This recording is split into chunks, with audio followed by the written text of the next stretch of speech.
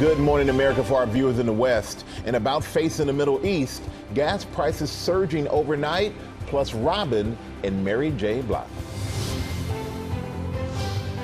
Project Freedom paused. President Trump putting his plan to guide ships through the Strait of Hormuz on hold after just 48 hours, claiming he wants to see if an agreement with Iran can be finalized. Gas prices surging past a nationwide average of $4.50 a gallon.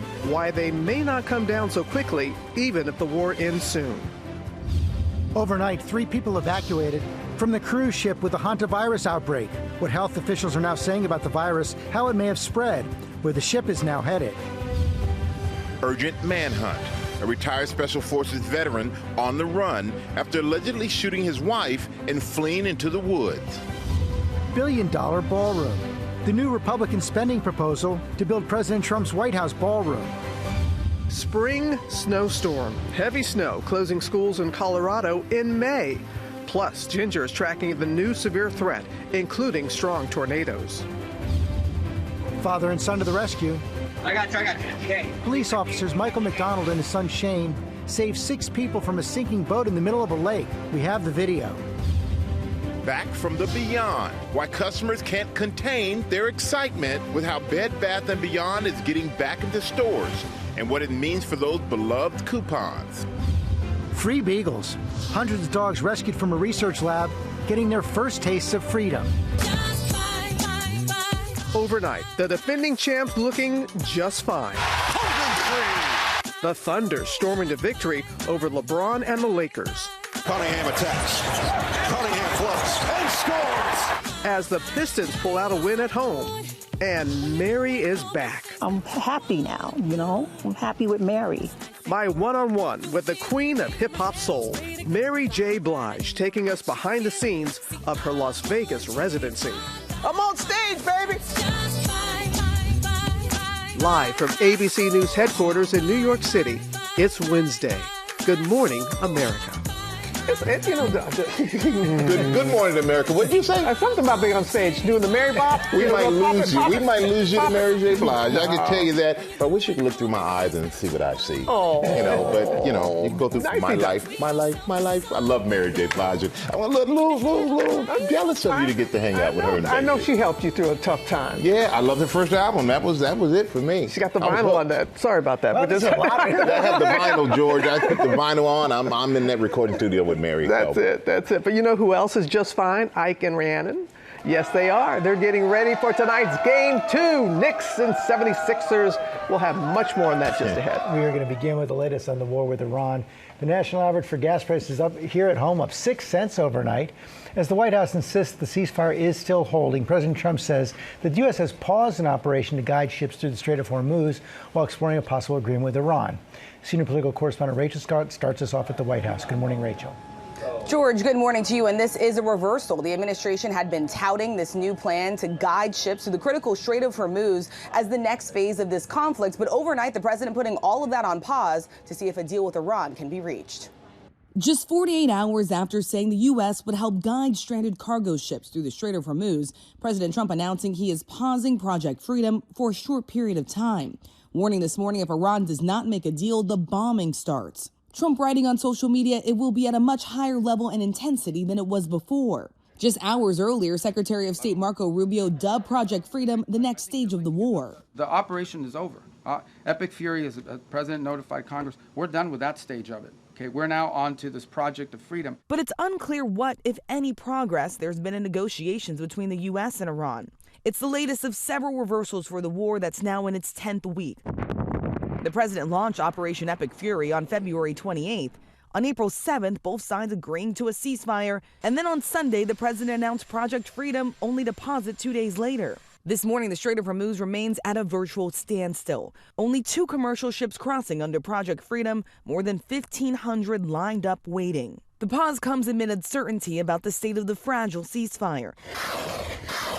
Iranian state media airing this video claiming to show the Iranian military firing warning shots at U.S. Navy ships near the Strait of Hormuz. The U.S. retaliating, sinking 6 Iranian military boats. Secretary Rubio claiming that response is just part of a new phase of the war. We are only responding if attacked first. This is a defensive operation. The president insisting that the ceasefire is still in place. They've fired at U.S. ships several times in the last 24 hours. What do they need to do to violate the ceasefire? Well, you'll find out, because I'll let you know. They know what to do, and they know what to do. They know what not to do, more importantly. So the president is still set to head to China next week for a trip that was supposed to be focused on trade. Overnight, we saw Iran's foreign minister land there for meetings with his Chinese counterpart, as China says they're willing to play a greater role in brokering peace in the Middle East, George. And Rachel, here at home, the president had some successes with his Republican retribution campaign overnight.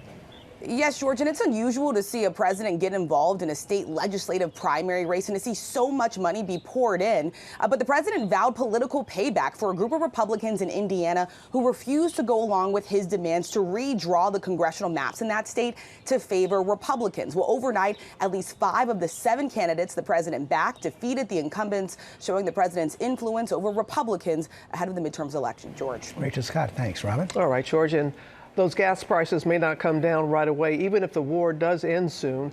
Chief Business Correspondent Rebecca Jarvis is at a gas station here in New York. Good morning to you, Rebecca.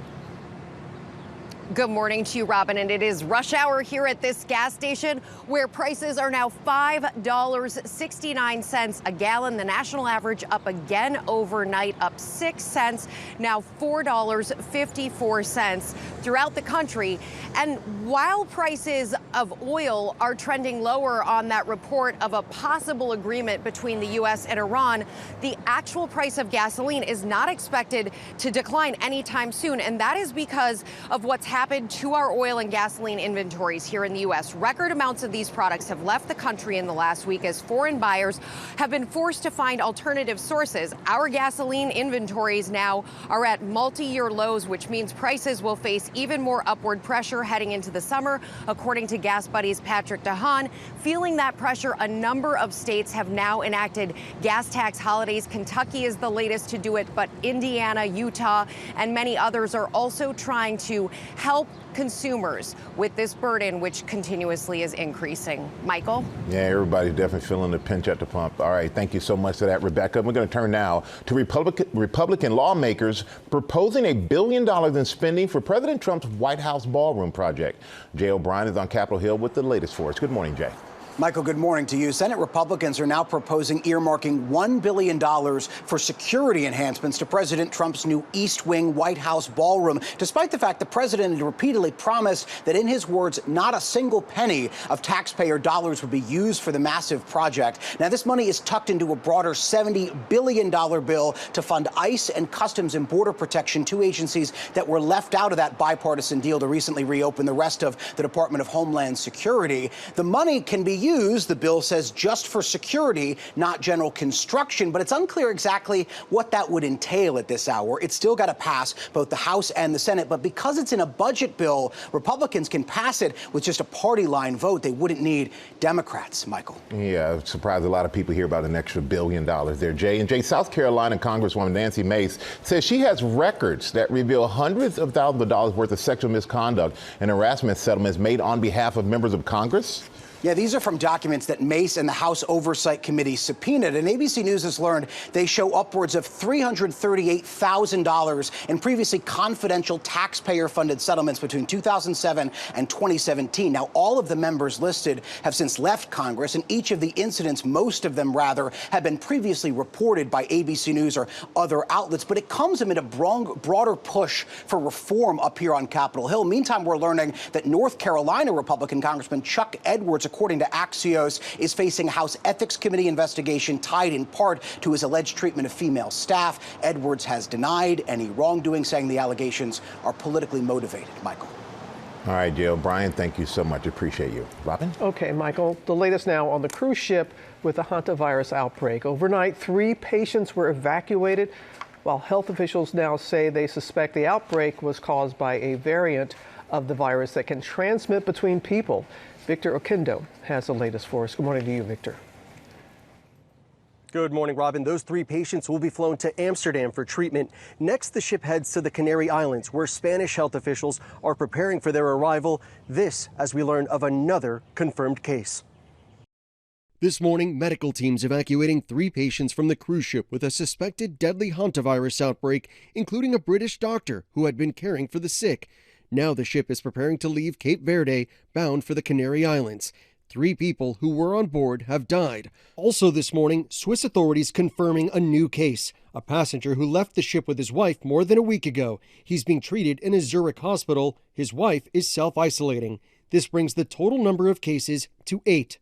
Health officials suspect a rare strain that may spread person to person. We do believe that there may be some human-to-human transmission that's happening among the really close contacts, the husband and wife, people who've shared cabins.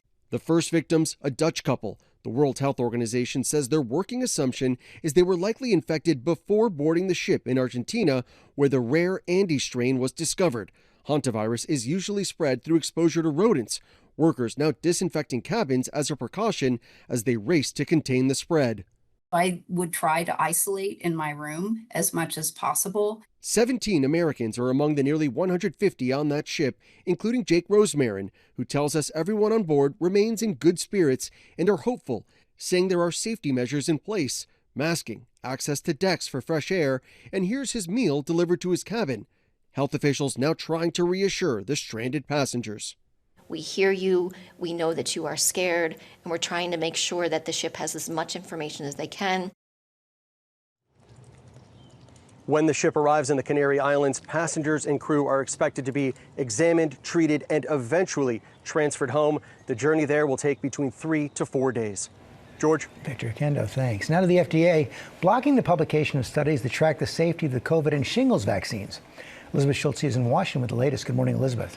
Good morning, George. This is a move that breaks decades of precedent. The Trump administration blocking the publication of research that tracked the safety of vaccines. An official from the Department of Health and Human Services tells ABC News that the FDA did not publish several studies that showed the COVID and shingles vaccines were safe because, quote, the authors drew broad conclusions that were not supported by the underlying data. According to the New York Times, these studies that were funded by millions of taxpayer dollars analyzed millions of patient records and found serious side effects from the shots were rare. The CDC says on its own website that the shingles vaccine is safe and effective.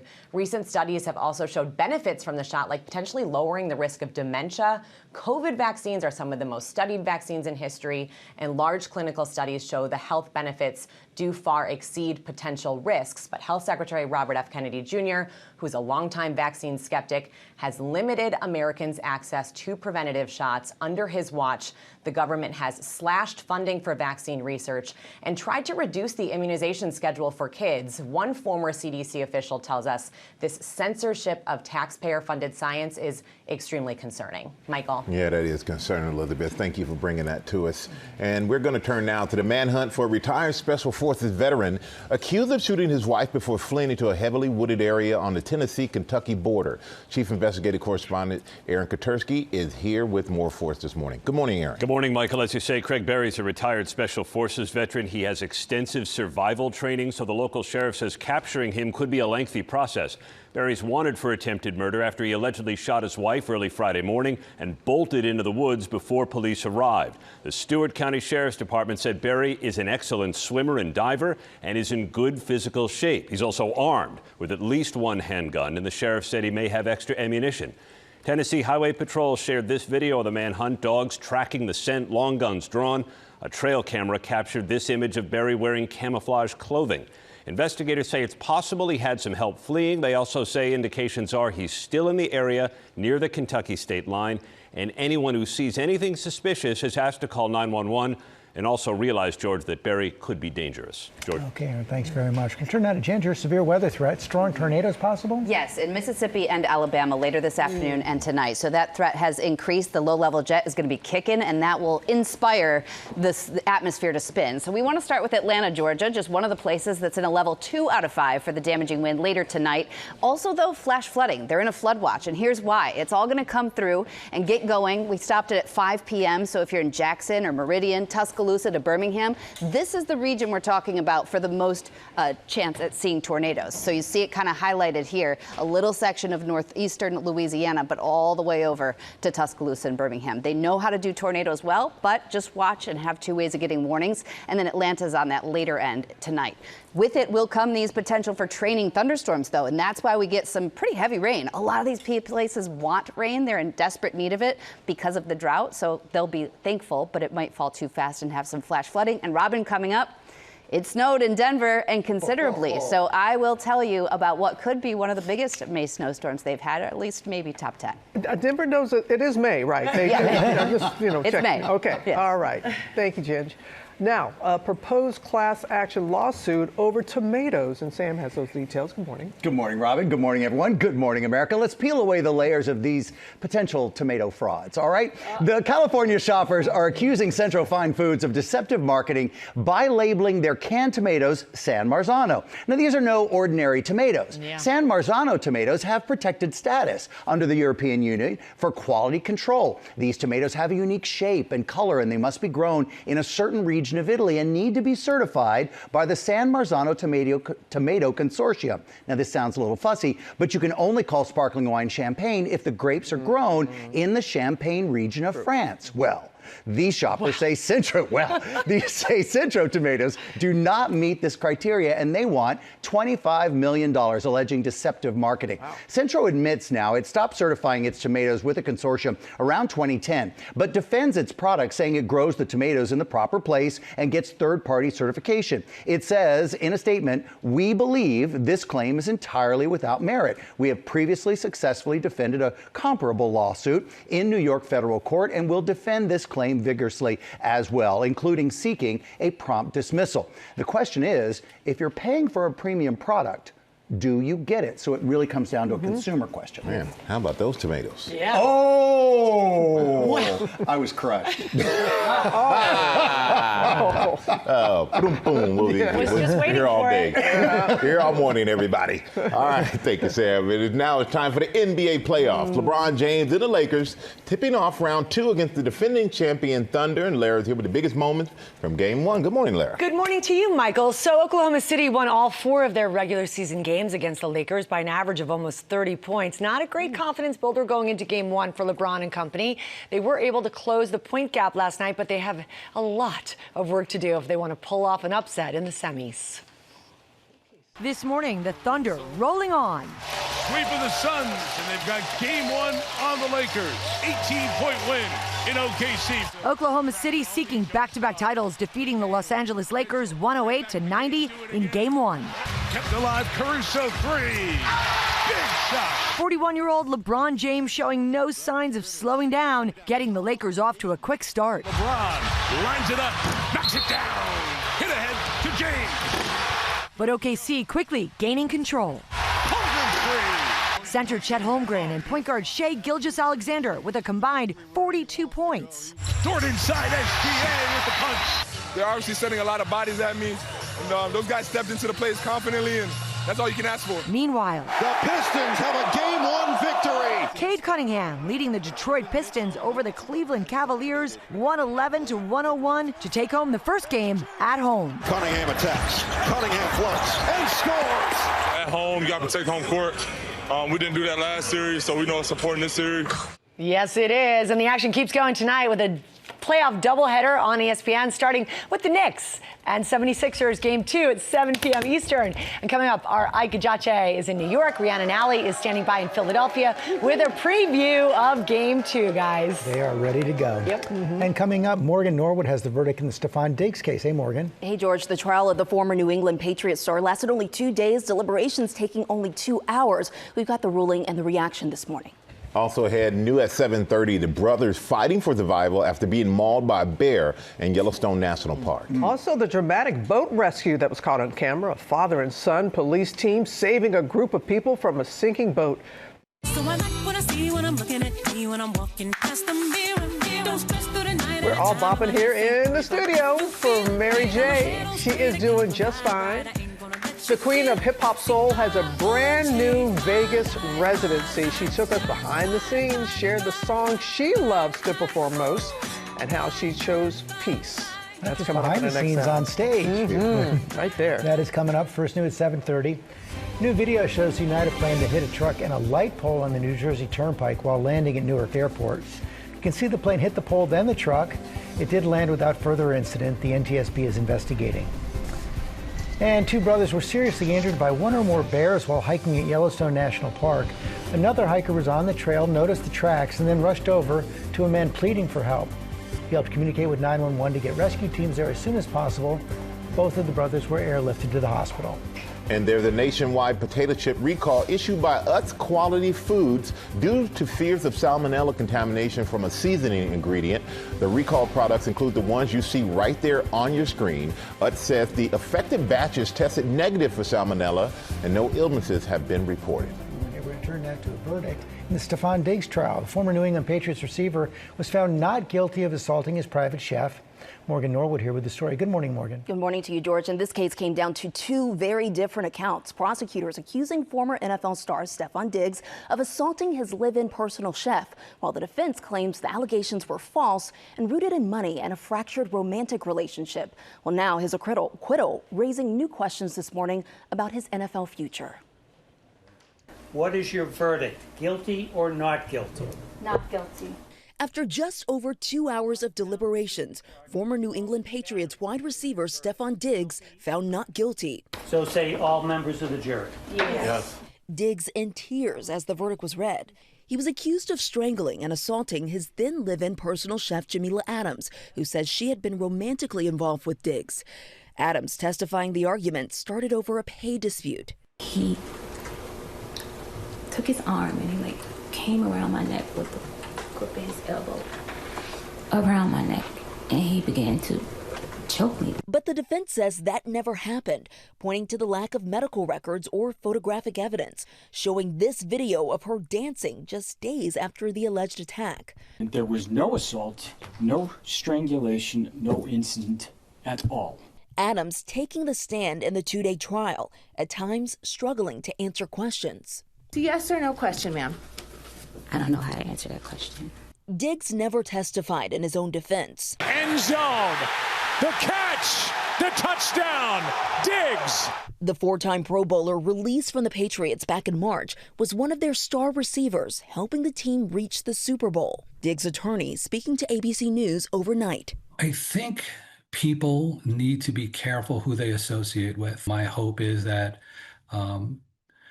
staff will close his circle and we will work with him on doing that. And I look forward to an exciting football season for Stefan Diggs.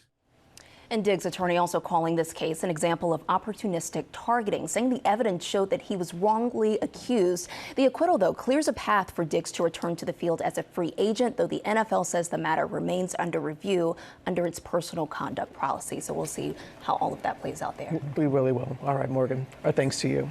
Now, the father and son to the rescue. Police officers Michael McDonald and his son Shane were part of a multi-agency response team that saved six people from a sinking boat. Got those details? Sam? Yeah, and wait till you see the video, Robin, because this boat really is taking on water, almost to the top right there. Officers McDonald and McDonald brought the group to safety as their boat was capsizing in the choppy waters, and they were 2 miles from shore. They're about to take some water up over the bow, and once that happens, I'm afraid it's probably going to go down quickly. This morning, a dramatic rescue caught on camera. Yep, they're almost here with them. Watch a family of 6 getting rescued as water rushes in when their boat begins to sink 2 miles from shore on Lake Toho in Florida.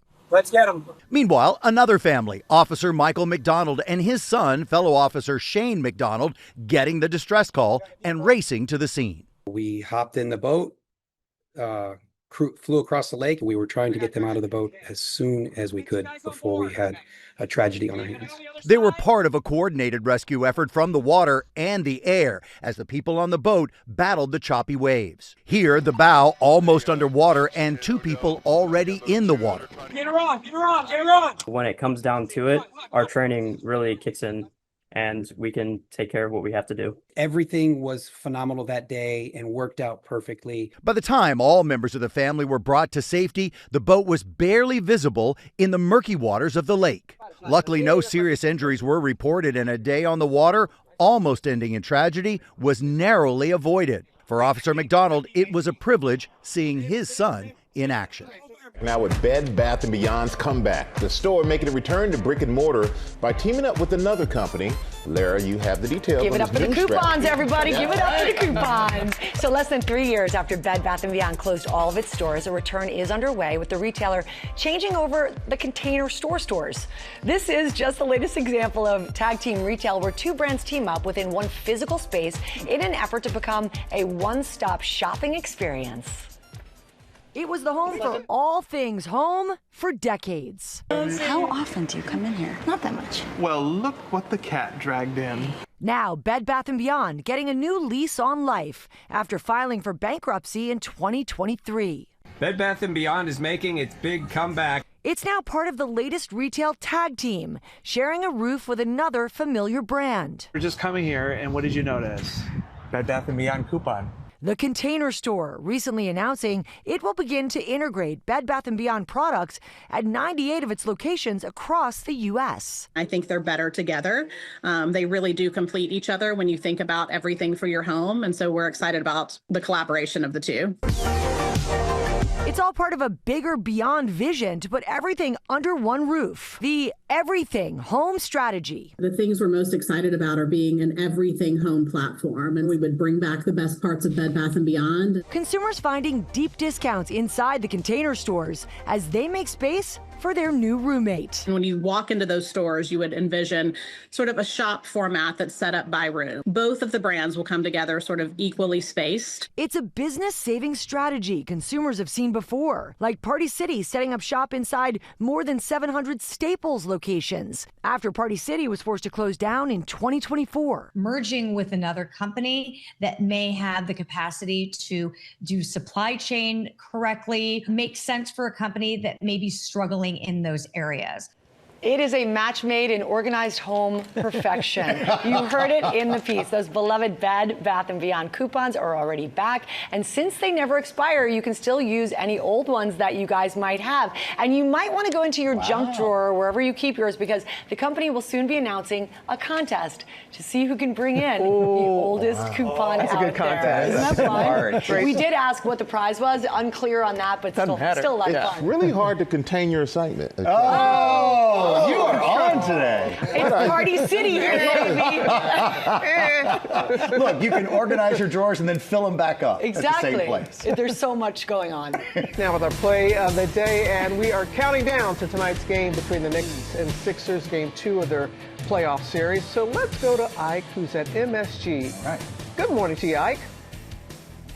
Good morning, Robin. We are in the Mecca of basketball, Madison Square Garden, home of Game 2 between the New York Knicks and the Philadelphia 76ers. So much is happening around this game. Off the court, it's all about the pandemonium that is the New York Knicks fan. Take a look at this video. Fans packing into Plaza 33. Those big screen TVs are up. The DJs are blasting that music, and everybody in a Brunson jersey losing their minds over every bucket like they're actually inside the arena. Now, on the court, that big question remains. Can the Knicks continue their postseason dominance, or will Joel Embiid and the Philadelphia 76ers finally slow their roll? We know the 76ers are talking adjustments for tonight's game, but based on the way this building is feeling and those watch parties are buzzing, something tells me the Knicks have all the momentum they need, guys. All right. Well, you know, the Knicks, they have the momentum without a doubt, but we have to say Philly had the fans this morning. So we got to go out to Rhiannon. And Rhiannon, how you doing out there? Hey, Michael, that's right. Good morning. Yeah, Ike might be at the Mecca, but I have to tell you, the energy here in Philly is unmatched. We are here at McGillen's Old Ale House with some of the biggest 76ers fans. Are you guys ready for tonight? Yeah!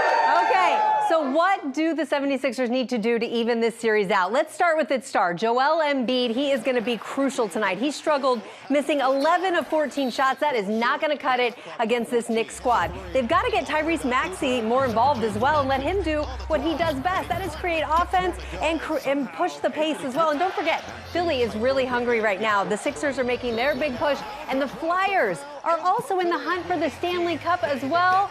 Could the city bring home 2 championships this year? What do you guys think? Okay, guys, the crowd has spoken. They believe. What else? They if you ask them when they think they're going to win, of course they're going to say yes. Of course they are. Yeah. I'm just saying. And you know what? To be fair, New Yorkers were partying in the streets. We weren't up. We were out late. Be sure to catch the Knicks versus Sixers in Game 2 tonight at 7 p.m. Eastern on ESPN. There'll be a lot of eyes on that game. Yeah. That's true. Coming up, Mary J. starting a new chapter with her Las Vegas residency. I had the opportunity to talk with her, and she took me on stage and behind the scenes. And Ginger, a little volcano action? Yes. There, what? Lava fountains that reached as high as or bigger than the St. Louis Arch. You want to see it. It's next. Magma. There it is.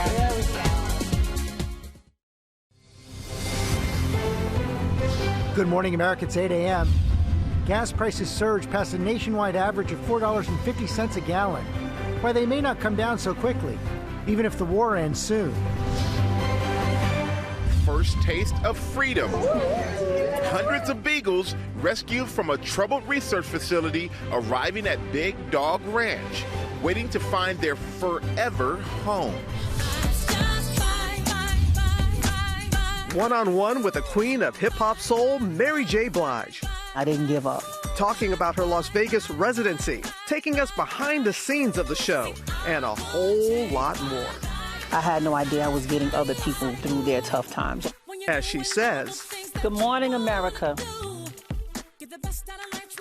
Live from ABC News headquarters in New York City, it's Wednesday. Good morning, America.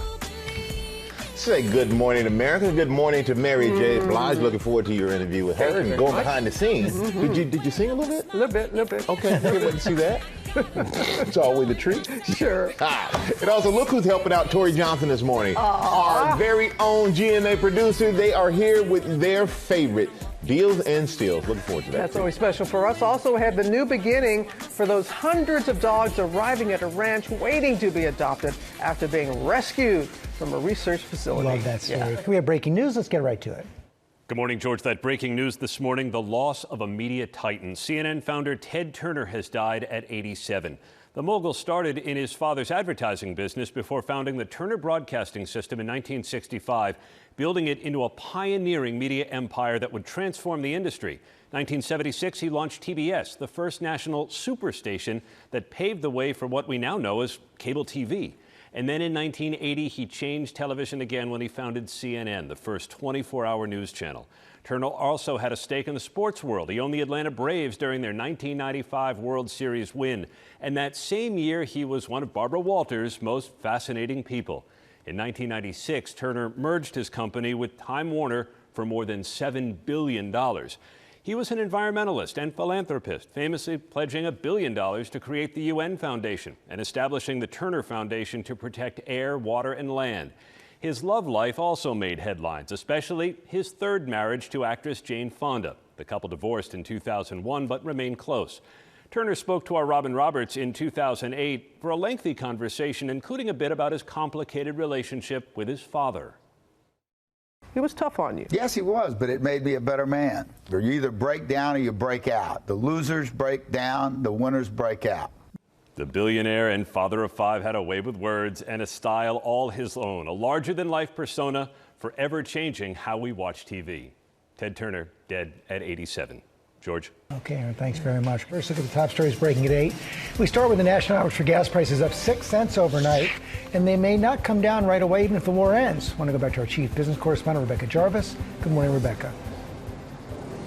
Yeah, George, good morning to you again. Nice to see you. And while oil prices are plunging this morning, as you just said, gas prices are up another 6 cents overnight. The national average today, $4.54, and prices are expected to continue climbing despite that plunge in oil because of what's happened to our oil and gasoline inventories here in the U.S. Record amounts of these products have left the country as foreign buyers have been forced to find alternative sources. Our gasoline inventory inventories are already at multi-year lows, which means prices will face even more upward pressure as we head into the summer driving season, according to Gas Buddy's Patrick DeHaan. Feeling that pressure, several states are now easing gas taxes. The latest to do that is Kentucky, with their law set to go into effect next week and strike 10 cents off the price per gallon. You've also heard from other states like Georgia and Indiana, which are doing away with their gas taxes, and Utah, which, Robin, is expected to do a gas tax holiday this summer to try and help consumers, which have seen such a big jump in prices in such a short span of time, Robin. Anything that can help, anything that can help. All right, Rebecca, Yes. Thank you. Now to the rising trend that would make Ferris Bueller's Day a 4-day school week. That's right, 4-day school week. Well, the dream is a reality for some students. Elizabeth Schulze is here, has more on how this is happening in the U.S. and how it works. Good morning to you again, Elizabeth. Yeah, good morning, Robin. Ferris Bueller would like this one. It's a growing trend in school districts across the country. Arizona now the latest state where some schools are adopting a 4-day week instead of 5. So, for example, one high school in Tucson says its school day next year will run longer on Mondays through Thursdays. On Friday, there won't be any class. The school says that students can get one-on-one help on Fridays or use the day to get a part-time job, catch up on family responsibilities. There are now more than 2,000 schools in 26 states that are on a similar 4-day schedule. Most of the time, this is in rural communities. The idea here is that schools can save on operating costs, they can boost attendance, and help reduce teacher burnout. The schedule gives teachers an extra day to catch up and to plan ahead. But there are downsides. Families are left with one extra day of childcare to figure out, and the academic results are mixed. Studies show that students on these 4-day schedules miss out on between 2 to 7 weeks of instruction per year. And one elementary school in Phoenix that had actually made the switch to 4 days is now going back to 5 in the fall, citing lower test scores, guys. Interesting. I know, it really is. It sounds nice if you're a student. Yeah, what do you think? What do you think, Elizabeth? I mean, if you're getting lower test scores, that seems like a reason not to do Yeah. it. But I get the teacher burnout thing. You know, we need the teachers to feel like they have that time to plan too. Yeah.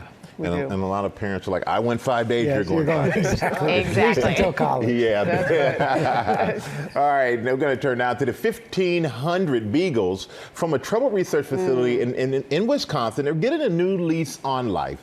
And Gio's here to bring this story to us. Good morning, Gio. This is such a special story. Good morning, guys. Just imagine this. These are 1 to 3-year-old beagles bred for medical research. So after months of negotiations, even some rescue attempts, the story of these beagles has a new chapter.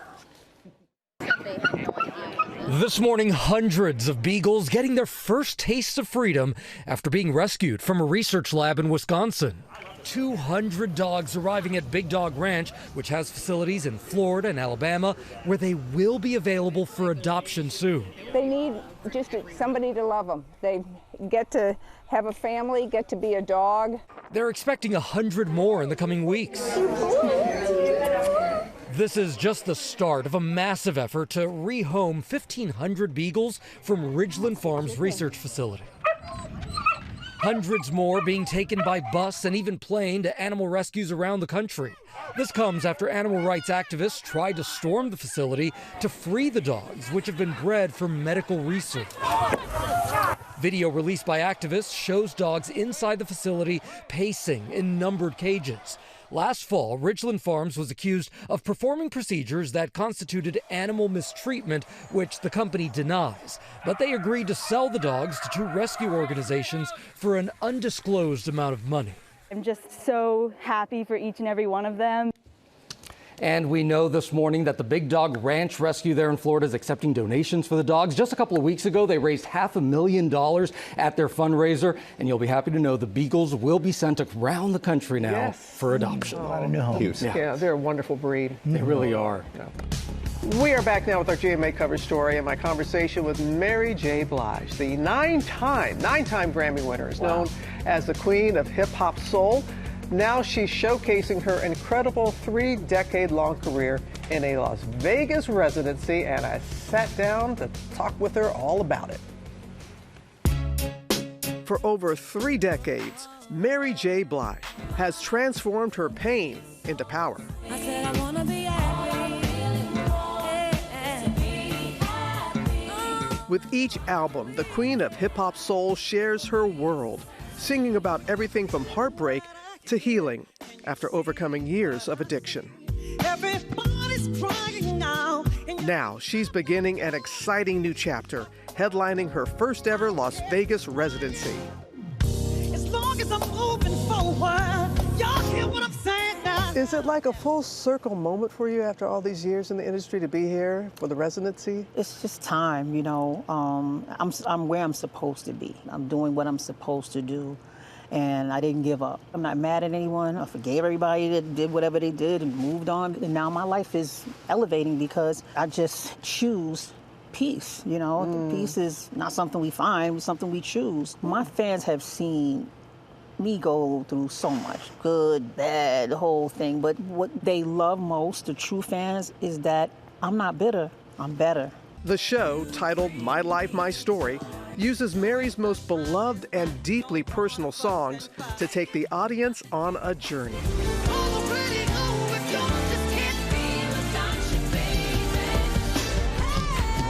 Is there one that you like to perform most? I love to perform My Life. Life can be only what you make it. My words, you know, minister back to me. Life can be only what you make it. When you're feeling down, you should never fake it. All I really want is to be happy. I really wanted to be happy, and I'm happy now, you know? I'm happy with Mary. Are there some songs, though, because of what you were going through at the time when you were writing them, are they difficult to perform?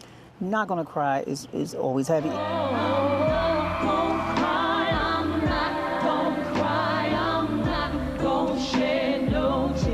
Even My Life is heavy. When I perform any song from the My Life album, it's heavy. Really dark times. I can see it right now on your face, just thinking about it. Just, you know, heartbreaking. You know, it hurts that I was hurting myself that much to get other people to love me. What I was trying to do was get myself through tough times. I had no idea I was getting other people through their tough times. They can relate from generation to generation. You know, my mother's a big fan. She played your music. Why did your mother play my music? Because it was helping her to get through things. Why are you listening to it? For the same reason. Those fans singing along to every lyric, including me. They're gonna have fun, they're gonna dance, they might cry. I wanna have fun with somebody tonight. Mary is turning Vegas's Dolby Live at the Park MGM into her own dancery. And on opening night, let's do it together. She performed her famous Mary Bop dance with a lucky fan. But before she hit the stage, she took us behind the scenes. I'm on stage, baby! So this is, these are my marks. This is my front stage mark. Showing us how all the Mary magic happens. Back here is a movie. Yeah. It's a movie because we have to go fast and sometimes things don't fit, or sometimes the outfit rip and they have to go get another one and I'm panicking. She says she feels right at home under the Vegas spotlight. The next chapter is just enjoying the fruits of my labor. Like, this residency is the fruits. This is what I've worked for, this is what I've earned, and I'm here.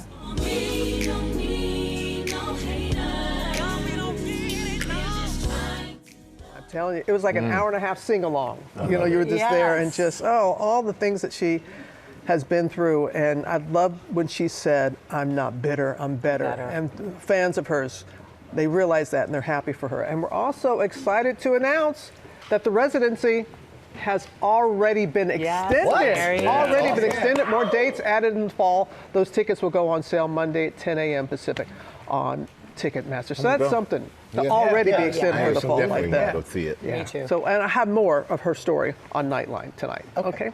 Really great, Robin. Let's get some pop. All right. Let's do it. Let's do it. All right. You can't always get what you want, but in this case, we're getting exactly what we need. The Rolling Stones have just announced new music is on the way. This will be the band's 28th album. This one's called Foreign Tongues. Okay. The Stones have been teasing something's been coming, but not only did they just announce the new album, they also debuted not one but two new songs as well. They're called Rough and Twisted, and In the Stars, and lead singer Mick Jagger explains the vibe the band was going for. There's, you know, blues, there's pop, there's two or three dance songs, there's country, you know, so there's a lot of variations, and I think that hopefully they all come off. guessing they will. There's Pulp. At an album launch event here in New York City yesterday, Mick said the band had some intense weeks in the recording studio, but they came out with 14 great tracks where you can actually feel the passion from everyone in the room as you listen, and you may hear some other familiar voices. The Cure's Robert Smith and the one and only Sir Paul McCartney both lend their voices to this new album. It's called Foreign Tongues. It begins streaming on July 10th. Wow, they are incredible, prolific, and still so good. Yeah, still so that good. album cover was very cool. No one like Mick Jagger. No one like him. Hey, so we want to give a very special shout out this morning to our ABC News medical correspondent, Dr. Darian Sutton. He is appearing in the first annual Healthcare Heroes issue of Men's Health magazine with his twin brother, Dr. Both Desmond doctors. Sutton. Yep, also a doctor. Well, our Dr. Sutton works to save lives in the emergency room. His brother works as an OBGYN for high-risk pregnancies, and he serves as the director of labor at Mount Sinai Hospital here in New York. Both brothers say it was their mom, a pediatric ICU nurse with 32 years under her belt, who inspired them and taught them that medicine was more than just a job. And it was their dad, a criminal defense attorney, who encouraged their creativity. The full interview with the brothers is in Men's Health right now. And this afternoon, the twins, the Dr. Suttons, will sit down with GMA3 to talk more about their work to reduce inequities in healthcare and also to share their top advice for patients as they walk right into that doctor's office. Isn't that beautiful? Congratulations, Darian. We're so happy for you. And then finally, WKRP in Cincinnati is back on the air. Yeah. Cincinnati, WKRP. Dr. Johnny Fever, Arthur Carlson, and Venus Flytrap. Names ring a bell? Sure. They all starred in the sitcom WKRP in Cincinnati with Lonnie Anderson. Yeah, this week a classic rock station in Cincinnati acquired the call letters WKRP 97.7. The station even managed to get Gary Sandy, who played program director Randy Travis on the series, to record a series of promos for the station. Wow. Isn't that fun? I'm guessing they will get some listeners. We had our GMA book club pick for May. It's called Homebound. Debut author Portia Elan takes you all over the world across 600 years. Will Gann spoke with her. Hey, Will. Hey, George. So technically, Homebound blends the genres of science fiction, coming of age, and historical fiction. But its author says it really resists genre and is about saving the world, sometimes literally, and sometimes in the ways we save the world simply by being good to one another. Get ready to go retro. Maybe not Mario, but our story centers around a computer game created in the 1980s. I played kind of the classic text adventure games, Oregon Trail. I played Where in the World is Carmen Sandiego, and I really enjoyed revisiting some of them during the research for this book.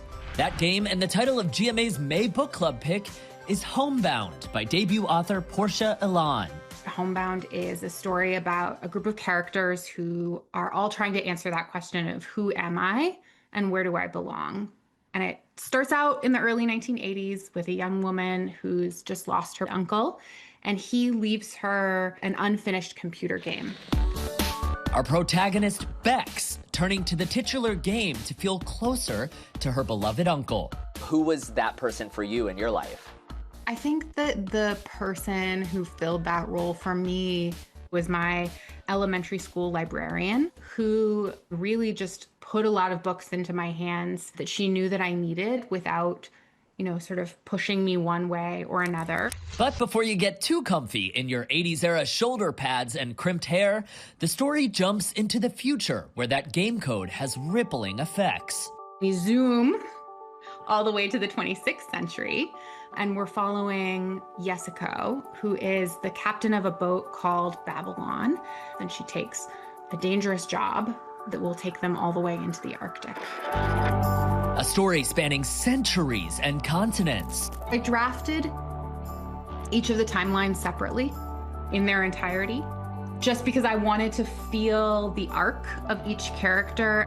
I made the spreadsheets, I made note cards. I don't think that I know an efficient way to write a book.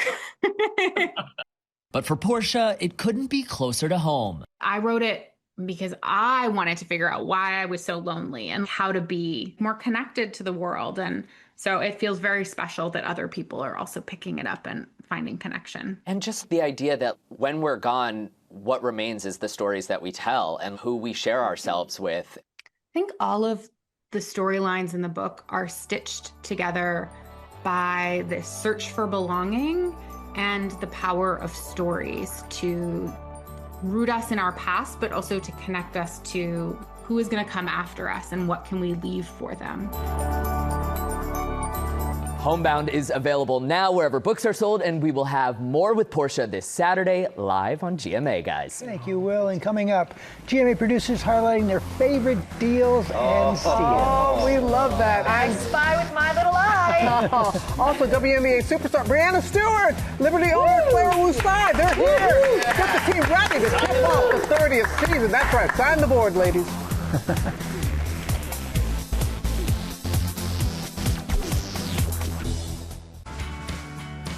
Welcome back to GMA, live from New York City. All right, everybody, it's time for Deals and Steals. And this week, Tori Johnson is getting help from our own GMA producers. There they are, smiling and waving.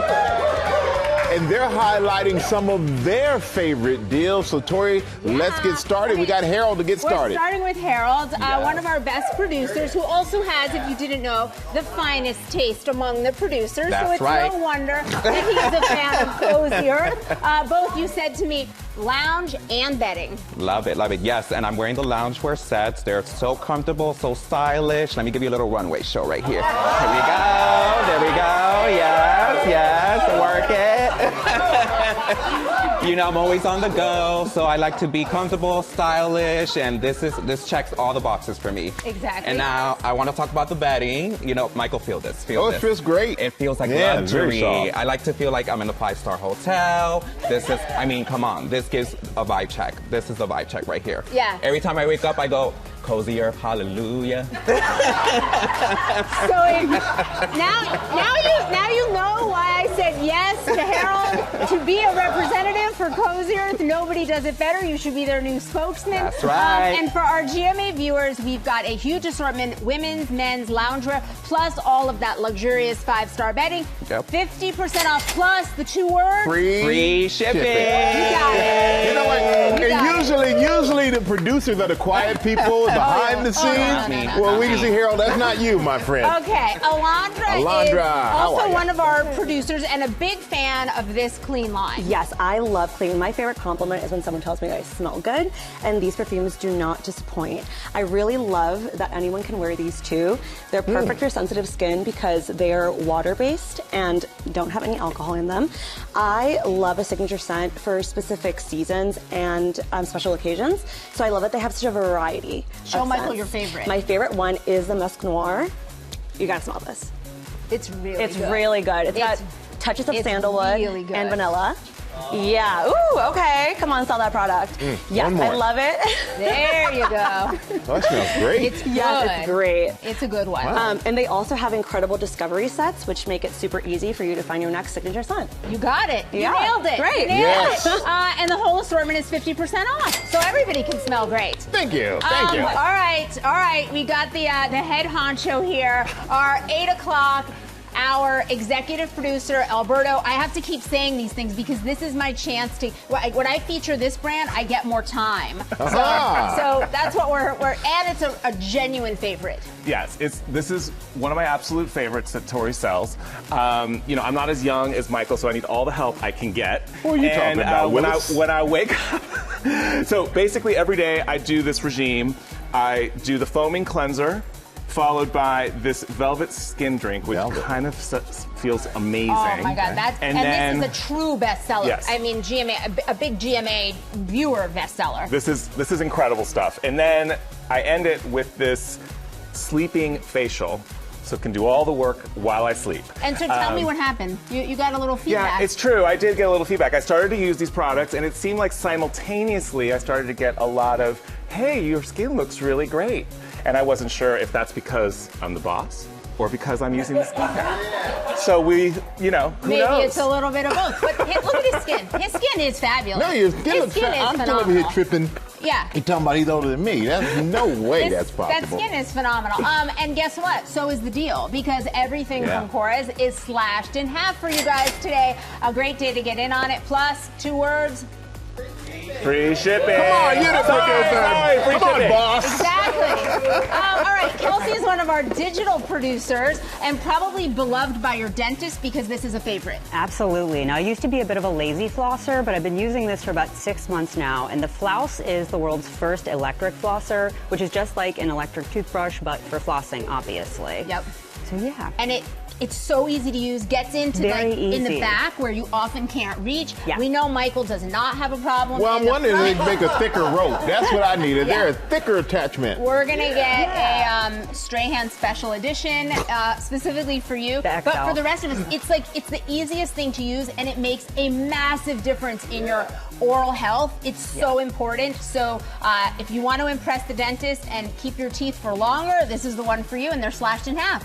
It's a great Very one. nice. Good Oh, that's choice. cool, Good actually. choice. Good Okay. choice. Thank you. All right, Daneska, you are an operation superstar here who's always on the go, but you will not sacrifice a little self-care. Yes. So this is Blissy. We're gonna start with the pillowcase. Love, you feel it? Silk, Silky. smooth, hyperallergenic, and there's a plus, wrinkle-free. Lily, you can zoom in on my face so that they can see.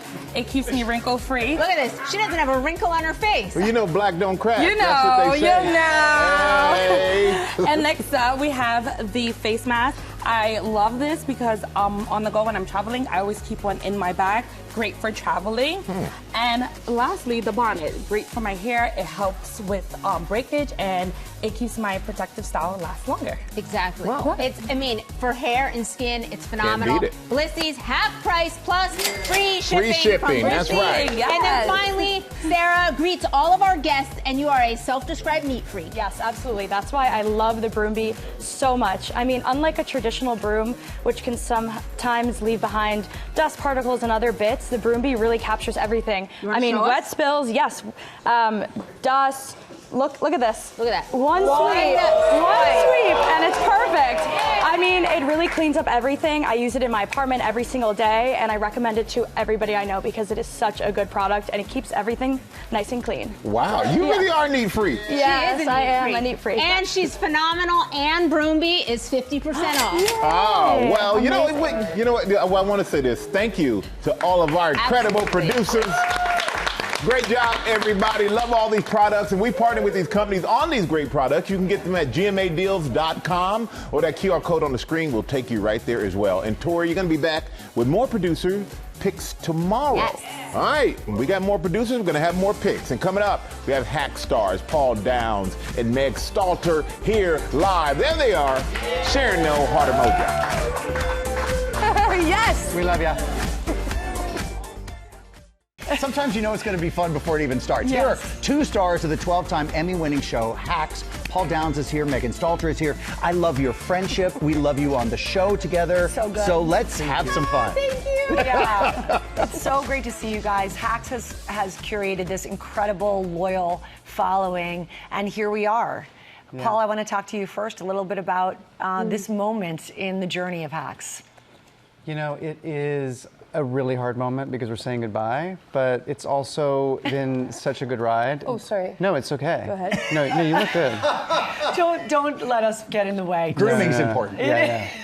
You go jump in. Oh yeah, it's fine. I'm sure this is a tight shot on me, right? Yes, it is. Yeah, we'll do that. Don't watch one behind the curtain. Yeah, we had such a great ride. We are all like family, so it's really a bizarre moment. Yeah, and when you had to, as executive producer, I know you actually probably didn't physically call the last cut. No. But when you all heard that as actors and executive producers, what was that moment like for you? I feel like I cannot look at him because I'm so angry at him for making me have such a fun time. And if I see him with another fat girl on the street, I'm going to be pretty peed off. I know we can't cuss. No, I felt like I was going to jail, and that I said felt like you gave me a gold spoon and took it out and gave me a piece of plastic.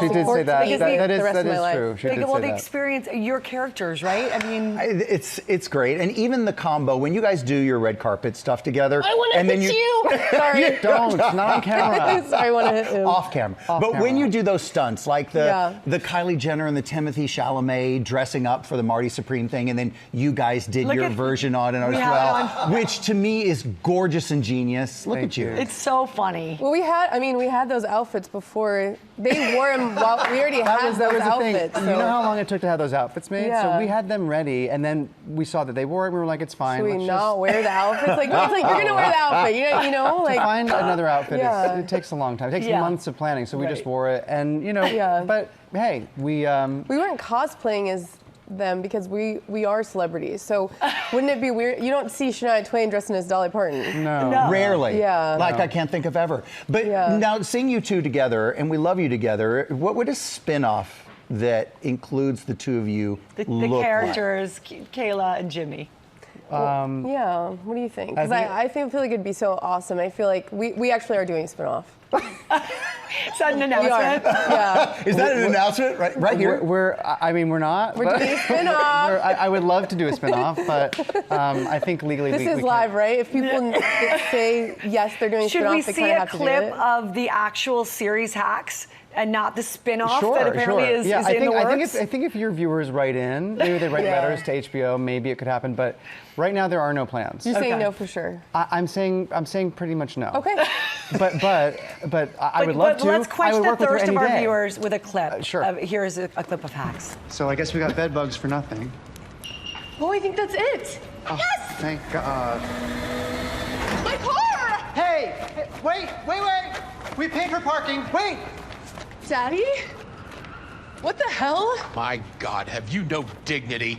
Cover up. I am covered. It's a full blouse. I'm talking to Jimmy. You look like two Hannah Montanas. I mean, the chemistry is so real. It's just fantastic. It's also a family affair. Your wife is the co-executive producer, and you coerced her in a past season to get on the show. What was that like, having her be one of your actors? It was so fun to have her in front of the camera. She and I started doing comedy together, performing, and so even though she's a prolific and excellent director, I think she's even better in front of the camera. So it was so nice. She stole the scene. She made it so much better. And even Jean came early that day to watch, and I think it really showed a side that she didn't even know existed. And she's the funniest. Yeah, she's the she best. is. Megan, can we promote your pop career? Because I noticed that we're wearing the album Crave, like I noticed that we're wearing it, and your solo or your single, is it Prettiest Girl in the World? Prettiest Girl in America. In America. But you added world because you thought, Thank you. You made it international. My amazing girlfriend, who is actually the prettiest girl in the whole world, made this for me, and Crave is the name of the album. Thank you. I love you, baby. The album is really good, even though I'm really sad. You that didn't she's want me not- to do it. I did not want her to do it. I said, please do not do music. Please, please. Because she's retiring from acting. But you also call me Miss Sing on set. I do you call always her say Miss Little Sing. Miss Singer. You're I'm always singing. The music is really good. I can't wait to hear it. Oh, it's unbelievable. I can't wait. We will not ask you to perform live. Prettiest Girl in America. The album comes out this summer? So the album will be out later this summer, and yes, stream Prettiest Girl in America right now. Paul did not want me to do it. I love my girlfriend. She made me the sweater, and I am doing music now. Unless Congratulations! comes to me. All right. Yes. Hacks debuts new episodes Thursday at 9 on HBO Max, with new episodes dropping tomorrow, as a matter of fact. So coming up, Brianna Stewart and New York City Liberty owner Clara Wu Tsai as the team gets ready to take on the court, I guess, for the 30th season. Thank you. Thank you.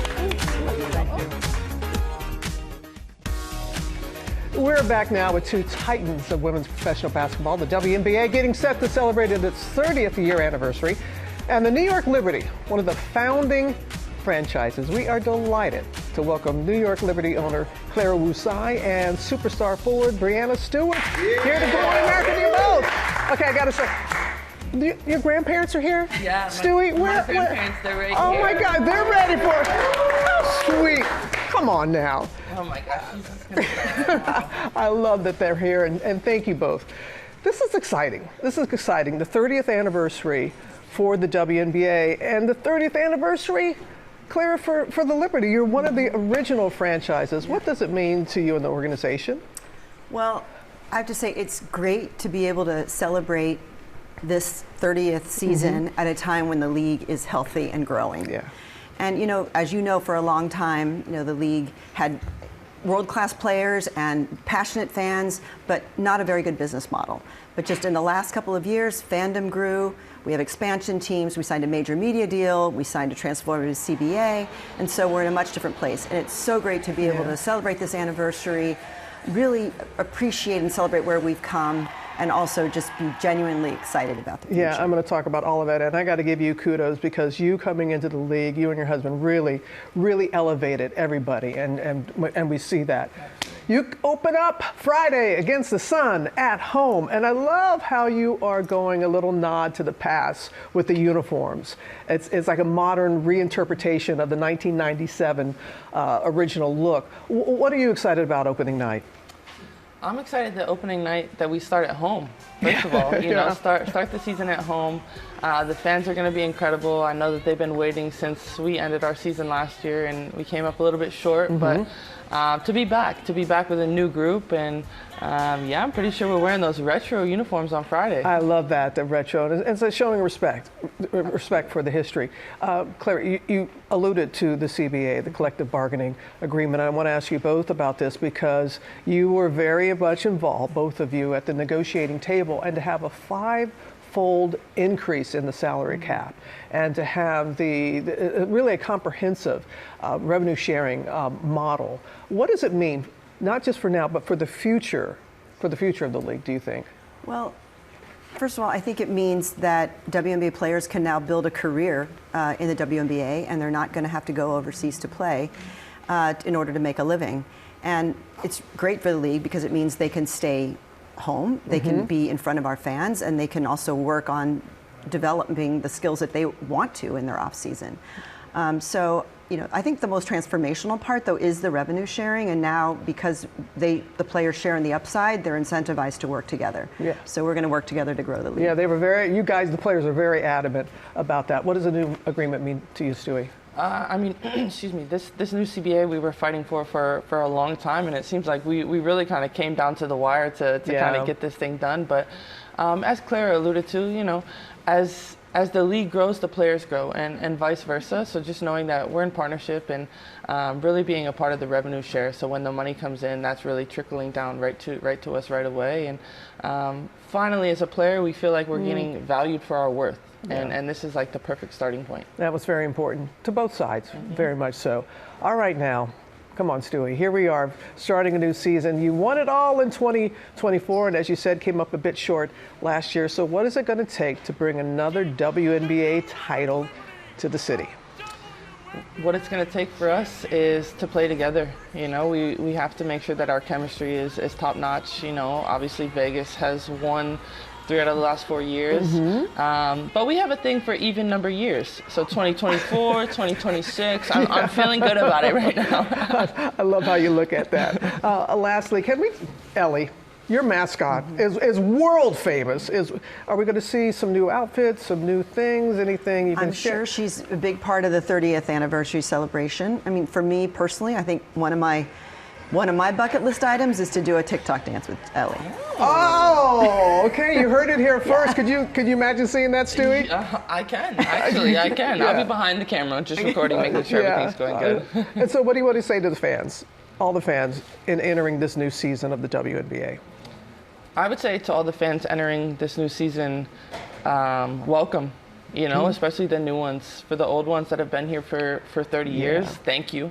And we're just getting started. Yeah, just getting started. Just quite a history. Well, thank you both. I will be courtside a lot this season.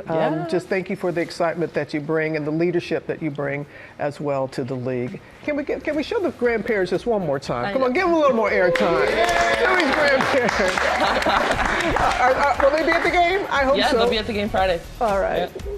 Thank you all. Thank you very much. Thank you. We'll be right back. That was sweet. Just take your time, Just take your time. It's all right. Hey, thank you guys for watching.